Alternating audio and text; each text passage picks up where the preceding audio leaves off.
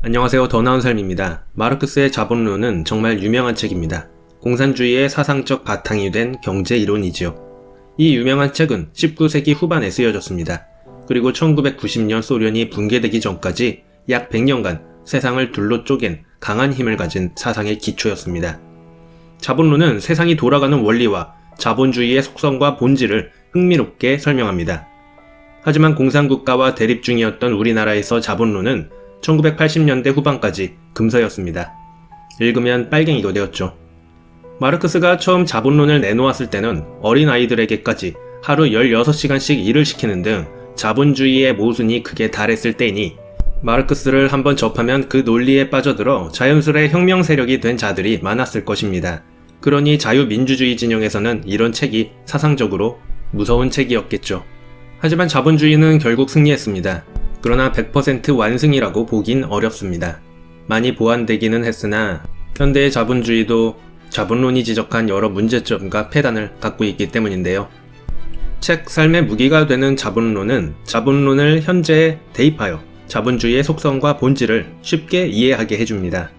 책의 저자는 일본의 정치학자 시라이 사토시인데 그는 일본의 오랜 경제 침체 하에서 더욱 벌어진 빈부격차, 그로 인해 삶의 의욕이 사라진 사토리 세대의 출현 등 현재 우울한 일본의 시대상을 바라보며 자본론이 필요한 시점이라고 이야기합니다. 그럼 이번 영상에서는 자본론에 대해서 간단히 알아보고 자본주의 세상에서 열심히 살고 있는 우리가 무언가를 놓치고 있는 것은 아닌지 생각해보는 시간을 갖도록 하겠습니다. 마르크스는 자본주의에 대한 정의를 물질 대사 대부분을 상품의 생산과 유통, 소비를 통해 이루는 사회라고 정의합니다. 상품은 공동체 밖에다 팔기 위한 것을 의미합니다. 똑같이 쌀 농사를 짓더라도 가족끼리, 마을 사람들끼리 나눠 먹기 위해 자급자족을 목적으로 생산한 쌀은 공동체 내부에서 소비되므로 상품이 아닙니다. 하지만 외부에 판매하고자 생산된 쌀은 상품이 됩니다. 예전에는 농사를 지으면 그걸 팔기도 했지만 그 대부분을 공동체 사람들끼리 나눠 먹었습니다. 하지만 요즘 자급자족을 목적으로 농사를 짓는 사람은 없습니다.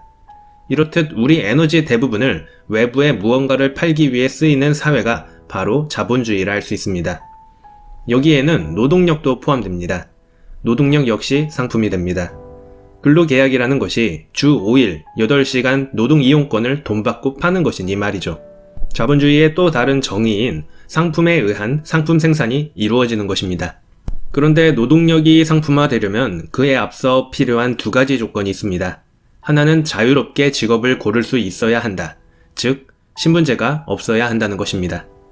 조선시대를 생각해보면 양반의 자식은 양반이고 백정의 자식은 백정이니까 노동력을 마음대로 돈 주고 사고 팔 수가 없죠. 또 하나는 자유롭게 토지를 매매할 수 있어야 한다는 것입니다. 이건 왜냐?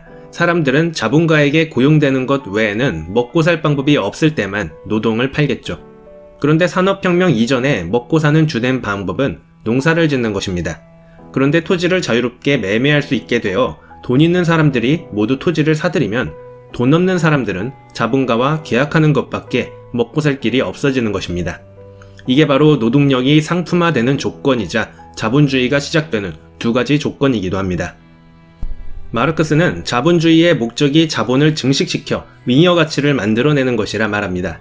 상품화된 것들을 통해 자본을 증식시키는 것이죠. 자본주의에서는 모든 상품이 자기가 가진 가치대로 값이 매겨집니다. 100만원의 가치가 있는 물건은 100만원만 주고 산다는 것입니다. 가령 어떤 물건을 만든다고 했을 때 토지를 이용하는데 100만원, 노동력을 사는데 100만원, 기계를 이용하는데 100만원의 돈이 들었다면 이를 통해 만들어진 상품의 가치는 300만원이어야 할 것입니다. 하지만 실제로는 그 이상의 값을 매기고 그 결과 자본가가 돈을 벌죠. 이는 노동의 사용가치와 교환가치 간의 차이가 나타나기 때문입니다. 자본가는 노동력을 노동의 교환가치인 100만원을 주고 사왔지만 노동의 실제 사용가치는 그보다 컸던 거죠. 그리고 노동자가 추가로 제공한 가치만큼 자본가는 물건값을 매겨 돈을 벌 수 있는 것입니다. 이게 바로 그 유명한 자본가의 착취입니다. 반대로 노동의 사용가치가 노동의 교환가치보다 작다면 노동자가 자본가를 착취하는 것이겠죠. 마르크스는 자본의 본질은 잉여 가치를 추구하는 것이며 그 운동이 자본 자체라고 말합니다. 자본은 자기 몸집을 키우는 데만 관심이 있기 때문에 우리들이 일반적으로 생각하는 것과는 다르게 신기술이 나와서 생산성이 높아지고 작업이 편해지더라도 노동자들에게는 별다른 혜택이 없습니다. 컴퓨터가 없던 때와 비교해보면 컴퓨터 덕분에 처리할 수 있는 일은 훨씬 많아졌지만 노동자의 월급은 그대로, 일하는 시간도 그대로란 의미입니다. 새로운 시스템 덕분에 일 처리가 훨씬 쉬워졌으니 더 많은 일을 해야 한다는 상사의 외침이 귓가에 맴도는군요. 마르크스는 법으로 노동자를 보호하는 제도는 자본가가 노동자 계급이 점차 없어지는 것을 막기 위해 궁극적으로 지속적인 착취를 위해 만든 것이라고 말합니다.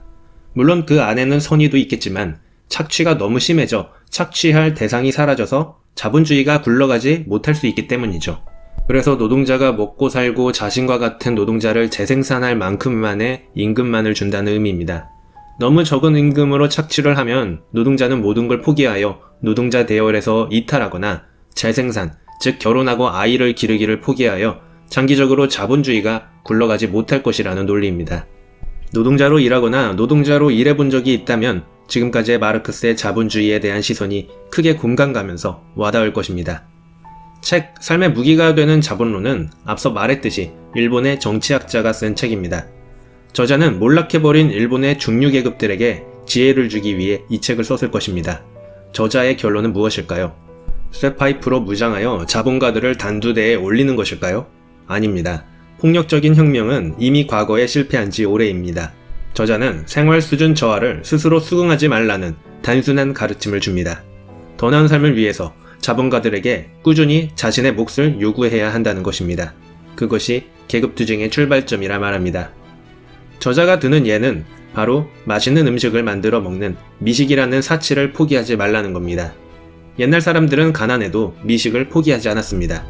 일본의 전후시대의 빈민굴에서는 신분 높은 사람들이 먹지 않는 식자재를 가지고 창의성을 발휘해 멋진 요리들을 즐겼다고 합니다. 하지만 현재의 빈곤은 비참합니다. 매일 편의점 도시락, 컵라면, 프랜차이즈 덮밥을 먹습니다.